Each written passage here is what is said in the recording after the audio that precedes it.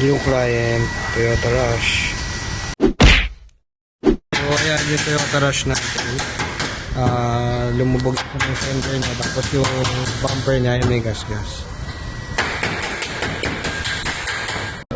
Okay, so ayan, natanggal na natin yung gas-gas niya, so magpa-primer na tayo.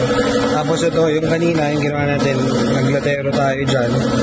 So lilihain natin yan, tapos mamaya magpa-primer na tayo. Quality materials yan, ayan yung ginagamit nating masilya rin, lalo na pag ang mga puti yung sasakyan dahil gawa ng puti yan, nagbi-bleed. So imported yung mga ginagamit natin para hindi bumakat yung masilya niya. Ayan. Quality materials na tayo, no to substandard materials.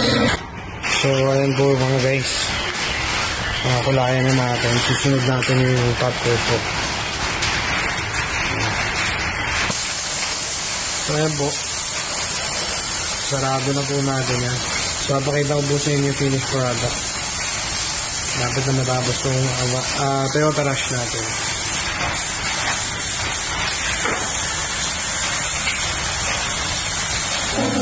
So okay na mga padi, bali pag natuyo yan, kakalasin na natin yung mga dyaryo. Tapos papakita ko sa inyo yung pinaka finished product yan. So ayan, wala na yung mga gas-gas yan. Tapos ito, ayan, naangat na natin na maayos kasi kanina nakalubog yan. Tapos nalukot tong plastic na bumper niya. So ayan. So ayan na, okay na, wala na yung gas-gas niya dito. Tapos punta naman tayo dito sa kabilang side. Ayan, okay na. Na-repair na natin, natapos natin i-repaint. So yung pinaka-finished product natin. Okay. Toyota Rush. Quality materials lang.